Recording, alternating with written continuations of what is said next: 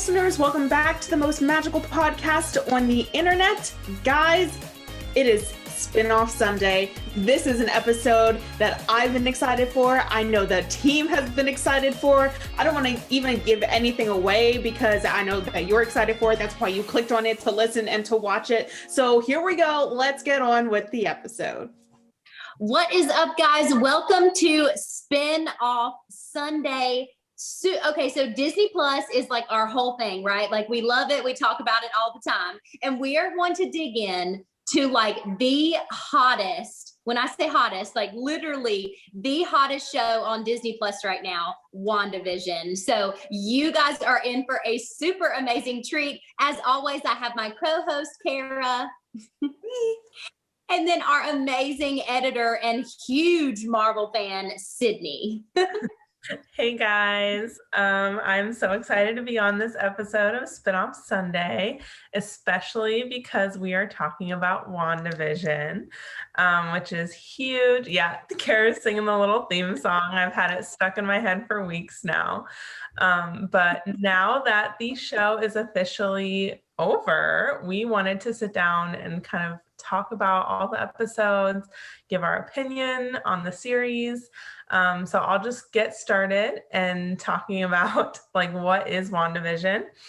Basically, it is a mini series for Disney Plus, exclusive on Disney Plus. So you need a subscription to watch it.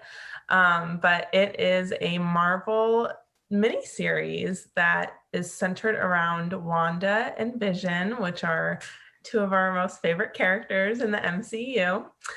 And it was a 9-episode miniseries, about 30 to 45 minutes per episode. In my opinion, not long enough. I'm sure Karen and Casey agree. But definitely. So it actually premiered the first 2 episodes on one night, and that was on January 15th. And then new episodes came out every Friday after that. As I said before, there were 9 episodes, and the last episode premiered on March 5th. And so basically I'll break it down and tell you that this TV series takes place in the Marvel Universe. In the timeline, it takes place after the Avengers Endgame. So kind of we're going to see some of these spin-off shows pick up right after that movie. And it is the first series in phase 4 of the Marvel Universe. So now that we have some background on it, we're going to go ahead and kick off with some questions from Casey. Oh, good. I'm so excited. So if you're watching this and you haven't watched WandaVision, first of all, what are you doing? Like, what are you doing? Also, if you haven't watched it, pause this because there are going to be a lot of spoilers because we can't not talk about it. Exactly. We don't ever want to tell anyone to not watch this video, but like, don't watch this one. Like, watch another podcast episode or something. It has officially been a few weeks since the last episode, the series finale. So again, we want to say there are spoilers in this mini episode, in our spin-off episode today. So this is your final warning. But go ahead, Casey. Awesome. Let's go ahead and kick it off. So something really exciting, they introduced like a lot of new characters in this series. So I want to know your guys' favorites. So whichever one of you guys wants to go first, tell me who your favorite is. Go ahead, Sydney, you go first. Oh my gosh. Okay. So I love Jimmy Woo. I think he is an underrated character. He has become like one of my favorite characters. So I would say his role in WandaVision, he is just precious and he's along for the ride and he has a great moral compass. So that's who I'm going to pick out. Not like one of your typical, of course we all love Wanda and Vision, but they introduced so many new ones and I think Jimmy Woo needs some appreciation. Yeah, I agree. I really like Jimmy Woo. I love that they added a little bit of his magic in like the first or second episode. I thought that was awesome. And he like just had this little thing on Ant-Man right? He just like had this little cameo, and then all of a sudden in WandaVision, he's just like this supporting lead, and I absolutely love that. So Jimmy Woo is a favorite, but can we talk about Monica Rambeau? First of all, as an actress, that girl is just amazing. And then her character development throughout we're going to talk about her more in the later questions, but like her character development and her acting skills and just, I have no words. Okay, I'm going to stop because I'm rambling about Monica Rambeau. So it's fine. Okay, what about you? So for sure, Monica Rambeau was my favorite addition to this series. Like, her character, like you said, she started out like, we kind of didn't understand like, where is this girl coming from? But then like this whole backstory of her and her mom like swooped in. So she is by far my favorite character that they added. And y'all, I also love the twins. Like, were they not the cutest thing? I really hope to see them in like future things. I don't know how that they're going to spin that, but I loved them. I thought they were cute. Now, about the twins, and Sydney, can you give us some detail? Because I'm interested to know your opinion too. Are they real, but are they real? Okay, so I feel like you can never say never in the Marvel universe. Kaycee, are you just putting that together? Yes. What? Oh, well, I mean, that post-credit scene at the end of the series finale shows Wanda like embracing her powers as Scarlet Witch. I'm just diving into the spoilers, but basically they show her trying to study her powers, and she hears her children call out to her, the twins. So that leads me to believe she will find a way to make them exist. And I think, she has the power to do it. So if she can bring them to life, that's what I think we'd see in the future. Kaycee is freaking out. Oh my gosh. Okay. So like that was them screaming then at the end when she was going through her little thing. Mm-hmm. Shocked, pure shock. And I, from the things I've read, I'm led to believe that she will make an appearance in the next Doctor Strange movie, and that will be part of that storyline. So maybe her powers get out of control and she's trying to bring her family back, and Doctor Strange doesn't think it's right and tries to stop her. We don't know what's going to happen. So I'm just throwing those theories out there. None of this is confirmed, of course, but it's fun to think about it. Yeah. Definitely. It is so fun to think about it. It's so fun to let your mind like wander in that. That's so cool. Oh man. We'll just have to wait a while to see, which kills me. But as a Marvel fan, I'll suffer through it. And they're throwing plenty of distractors at us right now. So we'll be occupied. For sure. Love it. So guys, what was your like all-time favorite episode of this entire series? I'll go first, I guess. Okay, so mine was I think it's episode 4. I should have like researched this if it was 3 or 4, but where they like actually figure out what the heck is going on. Cause I watched 1 and 2, right? And I was confused. Yeah. First of all, I forgot it was a series. So I sat down and it was over in 30 minutes. I thought it was a 2-hour-long action movie. So I was just so confused from the start.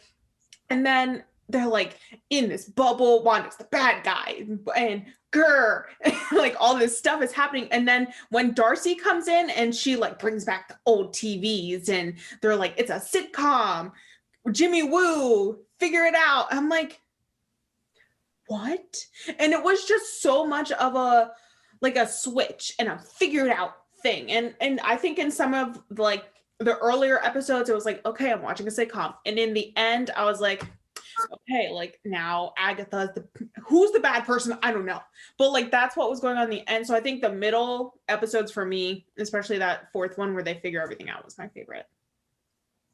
Yeah, that was definitely a switch in perspective. It was episode 4, and I remember that was more centered around Jimmy and like figuring it out. And all their suspicions. They didn't know what was quite happening, but I enjoyed that too because you were finally getting more answers. And I was very impatient waiting each week to find out more because they just gave you like a little bit each week.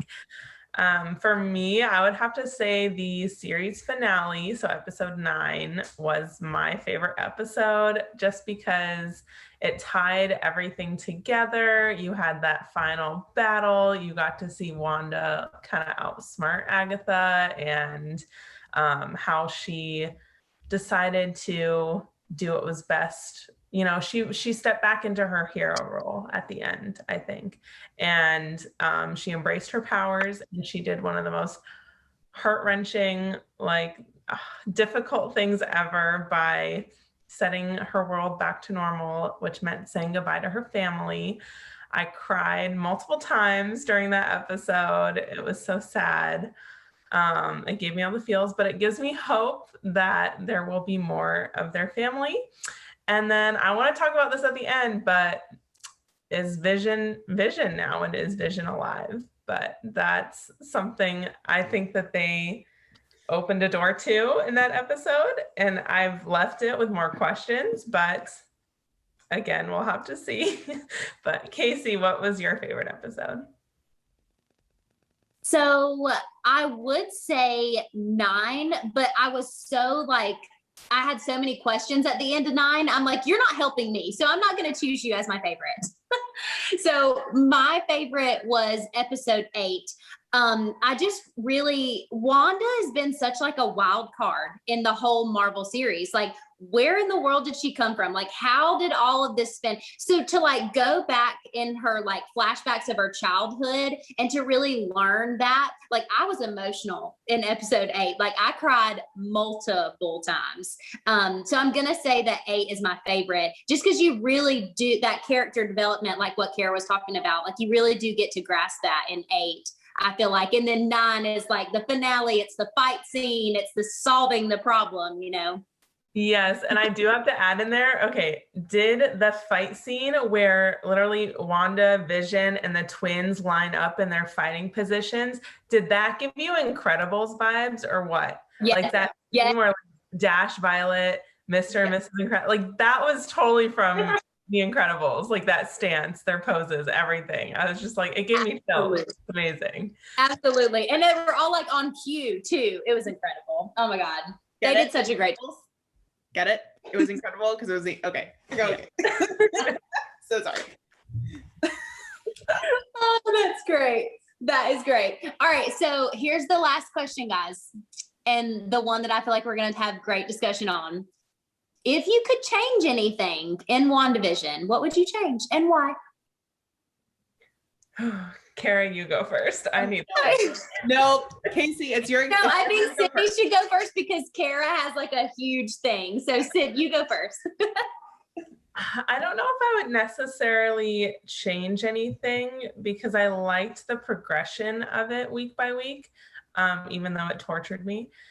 But I would like further explanation on like, why was Wanda broadcasting it, first of all? Like, what was the point of that, like broadcasting it as a TV show? And what was the purpose of the commercial breaks that had a lot of Hydra Easter eggs in it, which is like throwback to Captain America, like original one. And, you know, Hydra's just been sprinkled into this world, but I don't know if it's because of her experimentations and it's just like little hints at her past, and that's it tied together in episode 8 where you saw where she came from and what happened to her. And I knew there were significant meanings behind the commercial breaks, but like I don't know, that whole TV show being broadcasted out, that's still a mystery to me. How do you guys feel about it? Yeah. Honestly, the whole broadcasting, I feel like was so long ago. It was literally January ago that like I forget that it was broadcasted. And it was such an important part of the movie. That's how they figured out everything that was going on. So I agree with your questioning of the why. Right. Yeah. I do too. When I first started it, like the first episode, I was like, okay, this has got to start. Like maybe they're just like rounding me up. I don't know. But then like episode 2, I was like, wow, is this not a Marvel movie? Like, what are we doing? But then once it jumped into 3, 4, 5, it really opened up the storyline. Yeah, I mean, I didn't even think of the sitcom thing being like a significant thing, but that's interesting that you did. So yeah.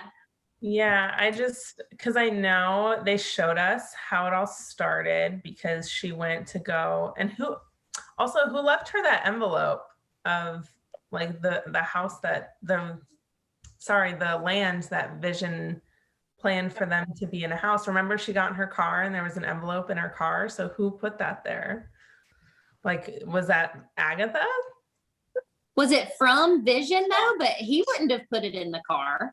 No, so that was kind of where Vision had planned on them retiring and growing old together, building a family and a life there. But who initially gave her the blueprints and the map to get to Westview in the first place, because that's kind of what sparked it all. And her grief obviously created the hex, which she didn't initially, like, it's not like she had this mastermind plan. It just happened. Her grief literally brought him back because she could not handle it. And then I have so many questions in my head, but I'm like, is that why it was broadcasted? Because it was kind of like her call for help. And she knew, like, oh, I can't keep these people hostage. So if I broadcast it, maybe people will catch on and find a way to like pull me out of it. But then she got kind of selfish and wanted to keep her family. I don't know. I think she struggled a lot because she is a hero, but she also deserved to have her happily ever after. So I just opened a whole can of worms with questions. But now one of you has to go and say what you would change about it. Kara, I really want you to go last, if that's okay. Okay. Y'all know I got opinions. We're saving the big finale for the end. So the one thing that I would change. Okay, everyone knows that at the end of every Marvel movie, in the credits, there's like a sneak peek, right? Like a little clip to what's coming in the future. First of all, where the heck were those in the first 8 seasons? I mean, 8 episodes. And why the heck were the credits so long? Like, holy crap. I'm like, don't worry, guys. Like, we're going to watch the entire credits because there's a clip at the end. Where was it? Like, why? I swear, like, they started doing the post-credit scenes like halfway through, like episode 7, they started doing them. It was really random because I went back to each episode before that to check, like, specifically, and I just got annoyed with how long the credits were as well. So I agree with you, Kaycee. They like to I was so annoyed. And then like on my Disney Plus, it says like, would you like to continue to, and I'm like, no, I've seen them all, but it's because I've literally cut out the last like 12 minutes of every single episode. They're like, you haven't finished it. And I'm like, yes, I have. Oh, yes, I have. That's my one. That's my takeaway. All right, Kara, hit us with I want to hear a conspiracy theory. Conspiracy theory questions. What would I change? We have a whole bunch of different topics. I don't really know if I have a conspiracy theory, but the one thing I would change, and I have 2 big things. So the one thing I would change is I wish that in the storyline that Monica Rambeau's character continued to be as strong as it was in the beginning, because I love the fact that it was a strong Black female lead in the series. Yes. And I was like, yes, this is perfect. Like, for the culture, this is awesome. And then she like came out of the hex. And then like Agatha came into the story, and I was like, but what about Monica? And I just thought she was so great, and it was so different, something so different to the Marvel universe, and I just really wanted more of her character in it. So I was disappointed that it got pushed to the side. Mm-hmm. So that was just something I was like, here's this strong Black female lead, and then it just got pushed to the side a little bit. So I was annoyed about that. character died towards the end. Like, yeah, I agree. It's just, I was so disappointed. Yeah.